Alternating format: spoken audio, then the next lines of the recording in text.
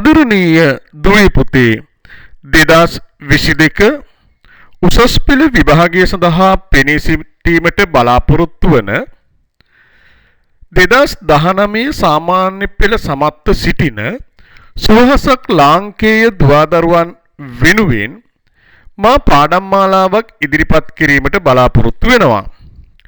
Corona වසංගත තත්ත්වය නොතිබුණේ නම් ඔබ ඉගෙනීම් කටයුතු සිදු කිරීම ආරම්භ කරන්නේ අප්‍රේල් මුල් සතිය තුලමය. නමුත් දැන් මාස දෙකක් කල්ගත වී අවසන්ය. අප අද සිටම වැඩ කිරීම ආරම්භ කරමු.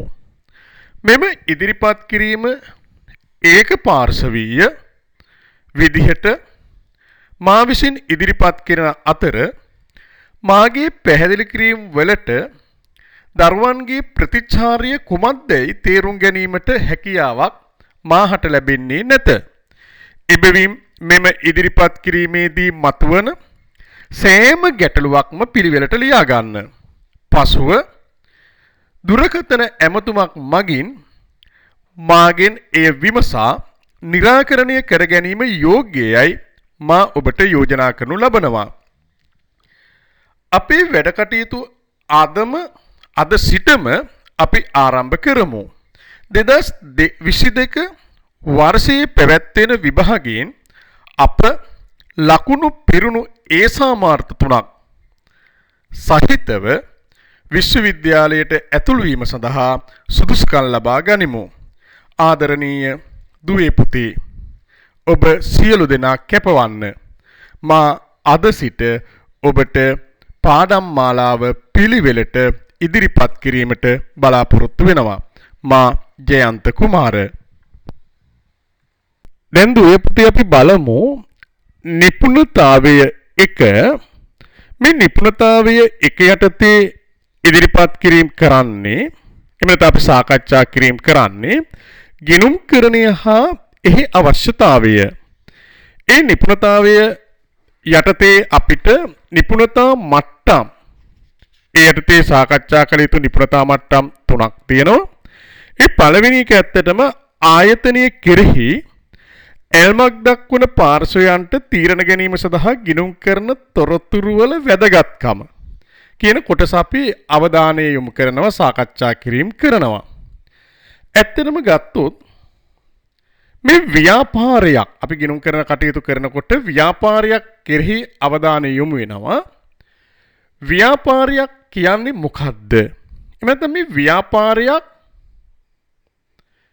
කිසියම් කෙනෙක් කරන්නේ ඇයි, පටන් ගන්නේ ඇයි කියන ප්‍රශ්නේ ළමයෙක්ගෙන් ඇහුවොත් ළමයා දෙන පිළිතුර තමයි ව්‍යාපාරයක් කරන්නේ ලාභ ලැබීමේ අපේක්ෂාවෙන් අරමුණෙන් කියලා.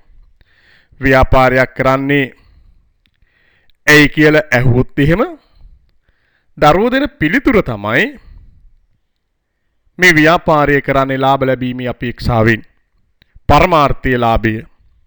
එතන මේ ව්‍යාපාරයක් කරන්න ප්‍රධාන වශයෙන් මැදිහත් කරුවේ ඕන.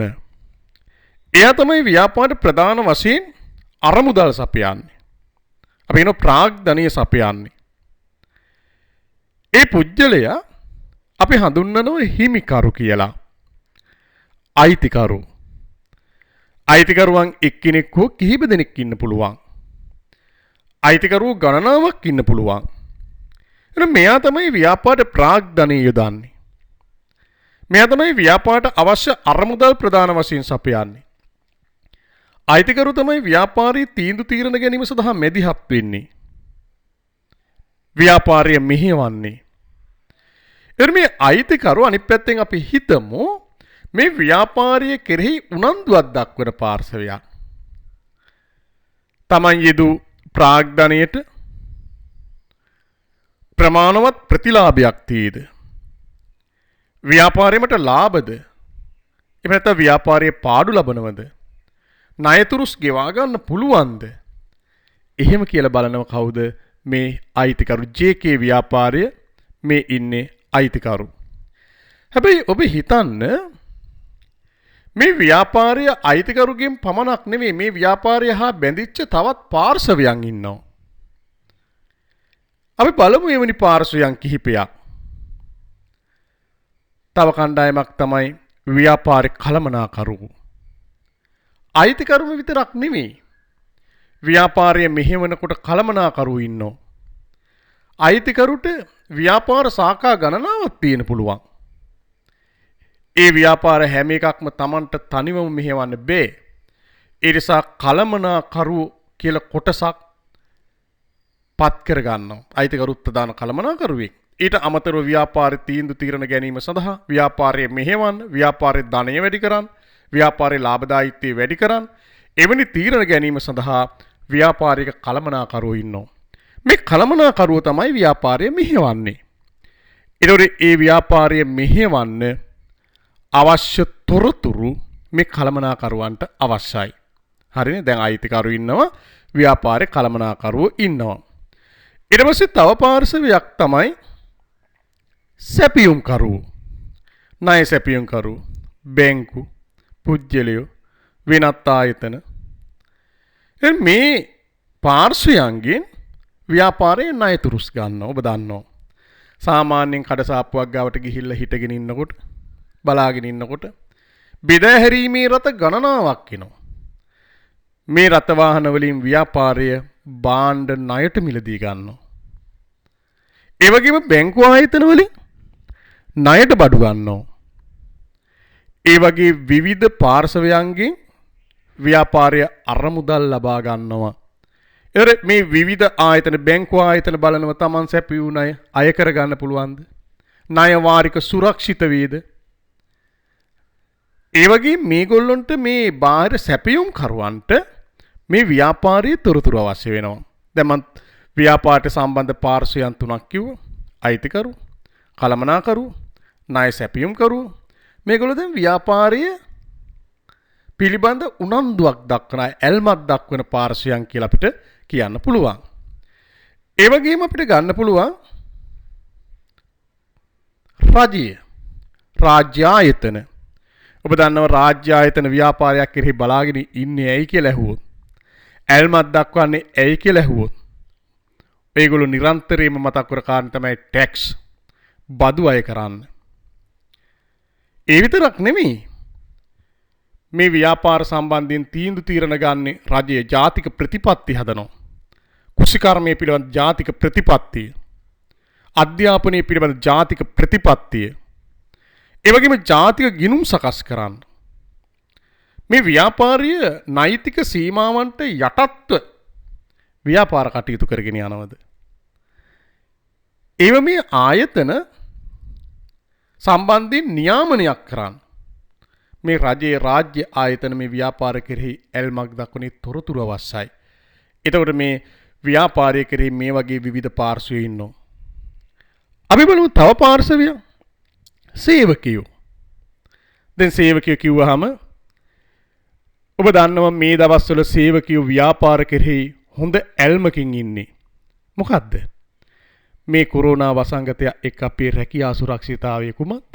ඔබට ඇහෙන තියෙනවා ඒ රටවල් වලින් මිලියන ගණන් වලින් සේවකයන්ට රැකියා අහිමි වෙලා. ඒගොල්ලෝ ව්‍යාපාර කෙරෙහි බලනවා අපේ සේවක සුරක්ෂිතතාවය කුමක්ද? අපේ වැටුප සහතික වේද? මාර්තු මාසයේ වැටුප ගෙව්වා. අප්‍රේල් මාසෙත් වැටුප ලැබුණා. මැයි මාසයේ වැටුප ලැබේද? භාගයක් හෝ ලැබේද? එහෙම නැත්නම් අපේ රැකියාව විවෘත වෙයිද? එතකොට ඒ වගේ මේ සේවකයෝ නිරන්තරයෙන් මේ ව්‍යාපාරයේ කෙරෙහි උනන්දුවක් දක්වන පාර්ශවයක්. ඇත්තටම මේ සේවකයෝ තමයි ව්‍යාපාරයේ නගා සිටවන්නේ. ව්‍යාපාරයේ ලාභදායීත්වය වැඩි කිරීමට ඉවහල් වෙන්නේ. ව්‍යාපාරය ධනවත් කරන්නේ.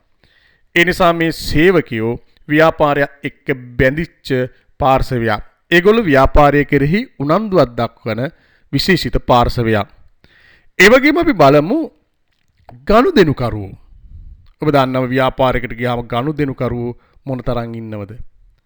පහුගිය අවුරුදු කාලේ තිබුණා නම් සාමාන්‍ය පරිදි ගනුදෙනු කරා නම් ඔබට රූපවාහිනිය සහ ගුවන් විදුලි නාලිකාවල නිරන්තරයෙන් අහන්න පුළුවන්. සියලුම මාගේ ගනුදෙනුකාර බවතුන්ට සුබ නව වසරක් වේවා කියලා. මේ ගනුදෙනුකරුවෝ තමයි ව්‍යාපාරය රකින්නේ. මේ ව්‍යාපාරේ රැඳෙන්නේ ගනුදෙනුකරුවෝ මත, පාරිභෝගිකයෝ මත. ඒසා ව්‍යාපාරී දෙවිවරු ගනුදෙනුකාරයෝ. ඔවුන්ගේ අවශ්‍යතා සැලකිල්ලට භාජනය කළ තමයි භාණ්ඩ හා සේවා ඉදිරිපත් කරන්නේ. ඒ නිසා මේ ගනුදෙනුකරුවෝ ව්‍යාපාරයට වැදගත්. ඒ වගේම ව්‍යාපාරය මේ ගනුදෙනුකරුවන් කෙරෙහි ඇල්මක් දක්වනවා. ගනුදෙනුකරුවන් ව්‍යාපාරය කෙරෙහි ඇල්මක් දක්වනවා. අපිට හොඳ තත්ත්වයේ භාණ්ඩ ලබා ගන්න පුළුවන් වේද? අපිට දෙන වගකීම් සහතික මොනවද? ඒ වගේම ණය පහසුකම් ලබා ගන්න පුළුවන්ද? ගෙවීමේ කාල සීමාවන්. හිමිවන වට්ටම් සහන මොනවද? ඒ වගේ විවිධ පාර්ශවයෝ මේ ව්‍යාපාරයක් කෙරෙහි උනන්දුවක් දක්වන පාර්ශවයන් හැටියට, එහෙම නැත්නම් ඇල්මක් දක්වන පාර්ශවයන් හැටියට අපිට හඳුනා ගැනීමේ හැකියාව තියෙනවා.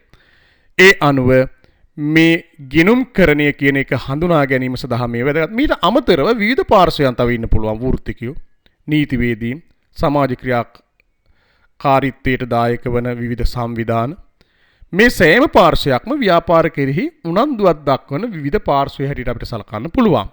දැන් අයිතිකරු, සැපයුම්කරු, කළමනාකරු, ගනුදෙනුකරු, රාජ්‍ය ආයතන, සේවකයන් ඔබට සටහන් කරගන්නත් පුළුවන්. නැත්නම් මේව නැවත නැවත ඔබට මේ වීඩියෝව නැරඹීමේ හැකියාව තියෙන. ඒ තුලින් ඔබ තේරුම් ගන්න මේ ව්‍යාපාරයක් කෙරෙහි අයිතිකරු ආරම්භ කරාට විවිධ සමාජීය කොටස්, සමාජයේ විවිධ කොටස් මේ ව්‍යාපාරයේ කෙරෙහි ඇල්මක් දක්වන. මොකද ව්‍යාපාරයේ ක්‍රියාකාරීත්වය ඒ පාර්ශවයන්ට බලපෑම් ඇති කරන නිසා. ඒ වගේම ව්‍යාපාරයේ විවිධ පාර්ශවයන්ගේ ක්‍රියාකාරකම් මේ ව්‍යාපාරයට බලපෑම් ඇතිවන නිසා අපි කියනවා ඒවා ඇල්ම උනන්දුවක් දක්වන පාර්ශවයන් කියලා. අපි බලමු මේ අනුව අපි ගිණුම්කරණය තුල සිද්ධ කරන්නේ කුමක්ද කියන කාරණය.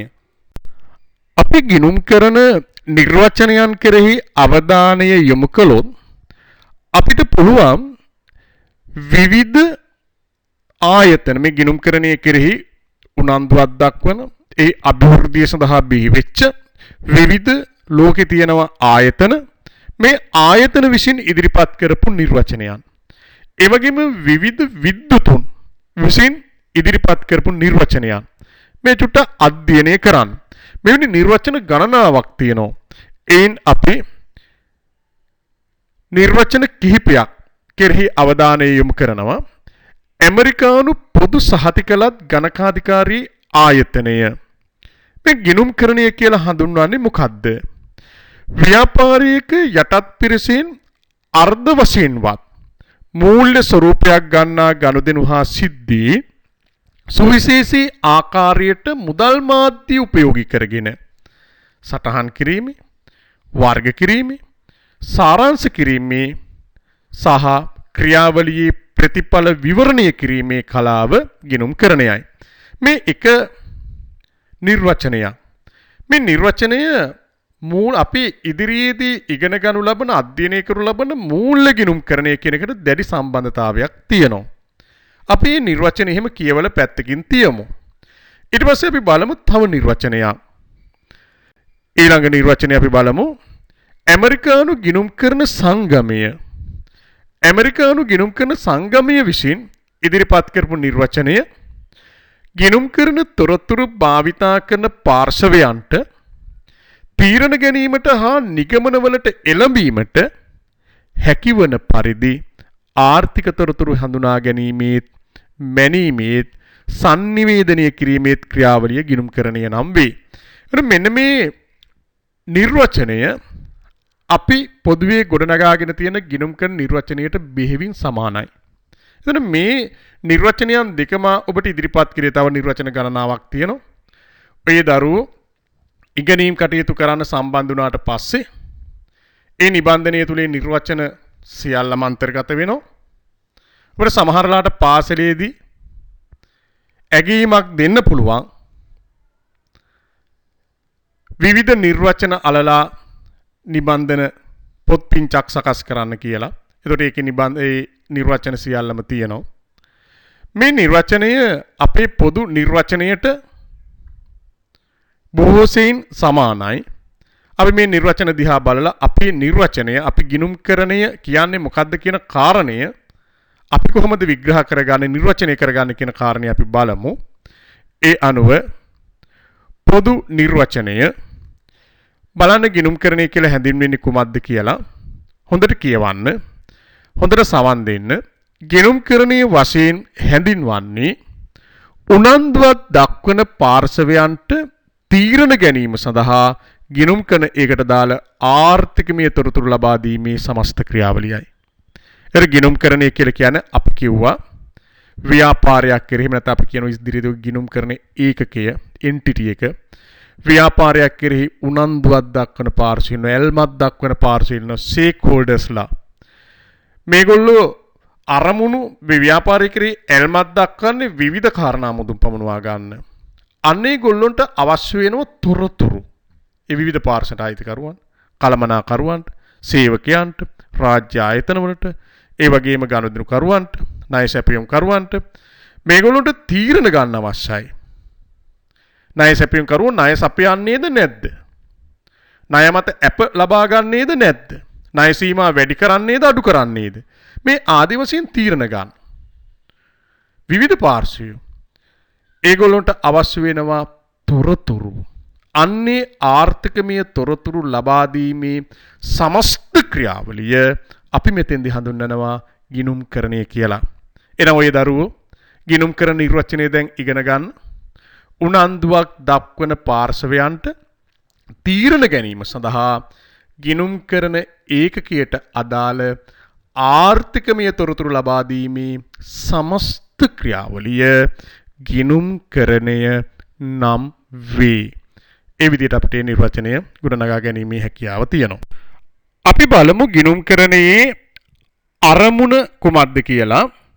ගිණුම්කරණ නිර්වචනය තුලින්ම අපිට ගිණුම්කරණයේ අරමුණ මතු කර ගැනීමේ හැකියාව තියෙනවා. අපි කිව්ව ගිණුම්කරණ ඒකකය කෙරෙහි එහෙම නැත්නම් ව්‍යාපාරිය කෙරෙහි උනන්දුවක් දක්වන විවිධ පාර්ශ්ව ඉන්නවා. අයිතිකරු, කළමනාකරු, ණය සැපයුම්කරු, සේවකයෝ, රාජ්‍ය ආයතන, ගනුදෙනුකරු ආදී විවිධ පාර්ශවයෝ. මේගොල්ලෝ ව්‍යාපාරය කෙරෙහි ඇල්මක් දක්වන්නේ උනන්දුවක් දක්වන්නේ තීරණ ගන්න. ව්‍යාපාරය කෙරෙහි එකිනෙකනාට ආවේනික වූ විවිධ තීරණ තියෙන්න පුළුවන්. ඒගොල්ලොන්ට ආර්ථික තීරණ ගැනීමට අවශ්‍ය වන තොරතුරු සම්පාදනය කිරීම තමයි ඇත්තටම මේ ගිණුම්කරණය තුල අපි සිද්ධ කරන්නේ. ඒ තමයි අරමුණ. ඒ අනුව අරමුණ බලන්න ගිණුම්කරණ ඒකකයේ පිළිබඳ උනන්දුවක් දක්වන පාර්ශවයන්ට තීරණ ගැනීම සඳහා අවශ්‍ය වන්නා වූ ආර්ථිකමය තොරතුරු sannivedanaya කිරීමයි. මේ ආර්ථිකමය තොරතුරු sannivedanaya කරනවා. මෙතන අපි ආර්ථිකමය තොරතුරු කියලා හඳුන්වන්නේ මූල්‍යමය තොරතුරු වලට. එතන මේ ගිණුම්කරණයේ අරමුණ ඇත්තටම ප්‍රධාන අරමුණ මේ ආර්ථිකමය තොරතුරු සම්පාදනය කිරීම. ව්‍යාපාරයක එදිනෙදා ගනුදෙනු හා සිද්ධීන් ඇති වෙනවා. මේවා අපි කිසියම් ක්‍රියාවලියකට ලක් කරනවා ගිණුම්කරණ ක්‍රියාවලියට accounting process. ඒ ක්‍රියාවලිය තුළින් අපි මතු කර ගන්නවා සකස් කර ගන්නවා තොරතුරු informations. මේ තොරතුරු අපි උනන්දුවක් දක්වන පාර්ශවයන්ට sannivedanaya කිරීම කරනවා. එතන එවැනි තොරතුරු වලට නිදර්ශන හැටියට අපිට දෙන්න පුළුවන් ව්‍යාපාරික කාලච්ඡේදයේ ලාභය. දැන් මේකේ තියෙන රුපියල් ලක්ෂ 3යි. ඒක තොරතුරක්. මේ ලාභය අපි සකස් කිරීම කරනවා. කාල පරිච්ඡේදයේ ආදායම් සහ වියදම් සංසන්දනය කරලා. මේ ආදායම් සහ වියදම් හඳුනාගෙන තමයි ලාභය ගන්න වෙන්නේ. ඒ සඳහා ගිණුම්කරණ ක්‍රියාවලියක් අපිට අවශ්‍යයි. ඒ වගේම ව්‍යාපාරයේ මුළු වත්කම් ප්‍රමාණය රුපියල් මිලියන 6කි, ලක්ෂ 60කි. ඒ වත්කම් අපි හඳුනා ගැනීම කරන්න ඕන. ඒක ගිණුම්කරණ ක්‍රියාවලිය තුල අපි සිද්ධ කරනවා. ව්‍යාපාරයේ මුළු හිමිකම අයිතිකරුගේ කොටස ලක්ෂ 40යි. ඒ අනුව මුළු වත්කම් ලක්ෂ 60ක් තියෙනවනේ. ලක්ෂ 40 අයිතිකරුගේ හිමිකම නම් ඇතර බාහිර පාර්ශවයන්ට ගෙවන්න තියෙන ණය තුරුස් ලක්ෂ 20ක් වෙන්නේ නැති. ඒ වගේම කාලච්ඡේදයේ විකුණුම් ආදායම රුපියල් මිලියන් 500යි. එතන මේවා තොරතුරු. මේවා මූල්‍යමය තොරතුරු. මේවා අපි උනන්දුවක් දක්වන පාර්ශවයන්ට sannivedanaya කිරීම කරනවා තීරණ ගැනීම සඳහා. හැබැයි මේ තොරතුරු අපි නිර්මාණය කරන්නේ ගිණුම් කරන ක්‍රියාවලිය තුල. ඒතර ගිණුම් කරන්නේ අරමුණ නැවත බලන්න ඒ දරුවෝ ගිණුම් කරන ඒකකයක් පිළිබඳ උනන්දුවක් දක්වන විවිධ පාර්ශ්ව ඉන්නවා. ඒ පාර්ශ්වයන්ට තීරණ ගැනීම සඳහා අවශ්‍ය කරන ආර්ථිකමය තොරතුරු සම්පාදනය කිරීමයි මෙහිදී සිද්ධ වෙන්නේ. ගිණුම් කරන ඒක පිළිබඳ උනන්දුවක් දක්වන පාර්ශ්වයන්ට තීරණ ගැනීම සඳහා අවශ්‍ය වන්නා වූ ආර්ථිකමය තොරතුරු sannivedanaya කිරීම ගිණුම් කරන්නේ අරමුණයි.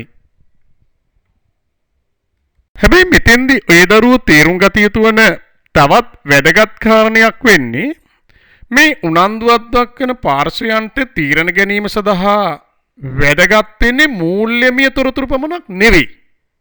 මූල්‍යමය නොවන තොරතුරුත් වැදගත් වෙනවා.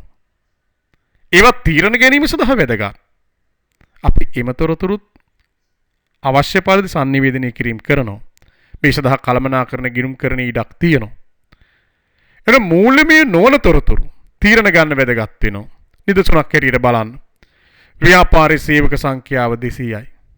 අද පැමිණිලි ඉන්නේ 150යි. 50 ඇබ්සන් වලට ඇවිල්ලා නේ. මේ තොරතුරු ව්‍යාපාරික තීරණ ගැනීම සඳහා වැදගත් වෙනවා. පාසලේ ගුරුවරු පැමිණි විගස එහෙම නැත්නම් පාසල පටන්ගත් විගස කරන ප්‍රධාන කාර්යය තමයි පැමිණීම ගුරුවරුන්ගේ නොපැමිණීම සඳහන් කරගන්න එක. නොපැමිණි ගුරුවරුන්ගේ කාලසටහනට පැමිණි ගුරුවරුන්ගේ නිදහස් කාලච්ඡේද ආදේශ කරලා පන්තිවලට අපි කියන්නේ රිලීෆ් ආවරණ කාලච්ඡේද සඳහා එන වැදගත් තීරණය ගැනීම ටික වැදගත් වෙනවා. ඉවහල් වෙනවා. මේ මුදලින් මනින්න පුළුවන් කාරණා නෙවෙයි. ඒව තීරණ ගැනීම සඳහා ආයතනික වැදගත් වෙනවා. ඒ වගේම ගත්තන් පස්සේ තත්ත්වයෙන් ගුණයෙන් උසස් පාණ්ඩ අලෙවි කිරීම ගැන මහජනයා තුල තියෙන හොඳ ප්‍රතිචාරය, රුචිකත්වය, කැමැත්ත මේ ව්‍යාපාරයට වැදගත්. හැබැයි ඒවා මුදලින් මනින්න පුළුවන් කාරණා නෙවෙයි. ඒ වගේම ව්‍යාපාරයේ ද්‍රව්‍ය මුදා හැරීම නිසා පරිසර දූෂණය වෙලා පැමිණිලි ලැබිලා තියෙනවා. ඒව මුදලින් මනින්න පුළුවන් රුපියල් කීයක පැමිණිලි ලැබුණද කියන කාරණේ නෙවෙයි. ඒව එහෙම බෑ. නමුත් මේව තීරණ ගැනීම සඳහා ඉතා වැදගත්. ප්‍රජාවත් එක්ක වැඩ කරනකොට ඒ ප්‍රජාවට ඇතිවන බලපෑම ව්‍යාපාරයේ තේරුම් ගන්න ඕන. එතන මේවා ව්‍යාපාරික මුදලින් මනින්න බැරි වුණා කළමනාකාරීත්ව තීරණ ගන්නකොට කළමනාකරුවෝ තීරණ ගන්නකොට මේවා ඉවහල් කර ගන්නවා. ආයතනින් සේවකින්ගෙන් අඩකට පරිගණක පුහුණුව පවතින අතර ඉතිරි අඩට පරිගණක පුහුණුව නැහැ. ඒගොල්ලෝ අපි පුහුණු කරන්න ඕන. අවශ්‍යතාවය මත. ඒ තීරණ ගැනීම සඳහා එක වැදගත් වෙන්න පුළුවන්. ඒ නිසා අපි තේරුම් ගත යුතුයි පුතේ තීරණ ගැනීමේ ක්‍රියාවලියට මූල්‍යමය තොරතුරු ඉතා වැදගත්. හැබැයි මූල්‍යමය නොවන තොරතුරුත් වැදගත් වෙන්න පුළුවන් කියන කාරණය. ආදරණීය දුවේ පුතේ 2022 උසස් පෙළ විභාගය සඳහා පෙනී සිටීමට බලාපොරොත්තු වන 2019 සාමාන්‍ය පෙළ සමත්ව සිටින සුවහසක් ලාංකේය දුවදරුවන් වෙනුවෙන් මා පාඩම් මාලාවක් ඉදිරිපත් කිරීමට බලාපොරොත්තු වෙනවා. කොරෝනා වසංගත තත්ත්වය නොතිබුණේ නම් ඔබ ඉගෙනීම් කටයුතු සිදු කිරීම ආරම්භ කරන්නේ අප්‍රේල් මුල් සතිය තුලමය. නමුත් දැන් මාස දෙකක් කල්ගත වී අවසන්ය. අප අද සිටම වැඩ කිරීම ආරම්භ කරමු. මෙම ඉදිරිපත් කිරීම ඒක පාර්ශවීය විදිහට මා විසින් ඉදිරිපත් කරන අතර මාගේ පැහැදිලි කිරීම වලට දරුවන්ගේ ප්‍රතිචාරය කුමක්දයි තේරුම් ගැනීමට හැකියාවක් මාහට ලැබෙන්නේ නැත. එබැවින් මෙම ඉදිරිපත් කිරීමේදී මතුවන සෑම ගැටලුවක්ම පිළිවෙලට ලියා ගන්න. පසුව දුරකථන ඇමතුමක් මගින් මාගෙන් එය විමසා निराकरणය කර ගැනීම යෝග්‍යයයි මා ඔබට යෝජනා කරනු ලබනවා. අපේ වැඩ කටයුතු අද සිටම අපි ආරම්භ කරමු. 2022 වර්ෂයේ පැවැත්වෙන විභාගයෙන් අප ලකුණු පිරුණු ඒ සාමාර්ථ 3ක් සහිතව විශ්වවිද්‍යාලයට ඇතුළු වීම සඳහා සුදුසුකම් ලබා ගනිමු. ආදරණීය දුවේ පුතේ, ඔබ සියලු දෙනා කැපවන්න. මා අද සිට ඔබට පාඩම් මාලාව පිළිවෙලට ඉදිරිපත් කිරීමට බලාපොරොත්තු වෙනවා. මා ජයන්ත කුමාර.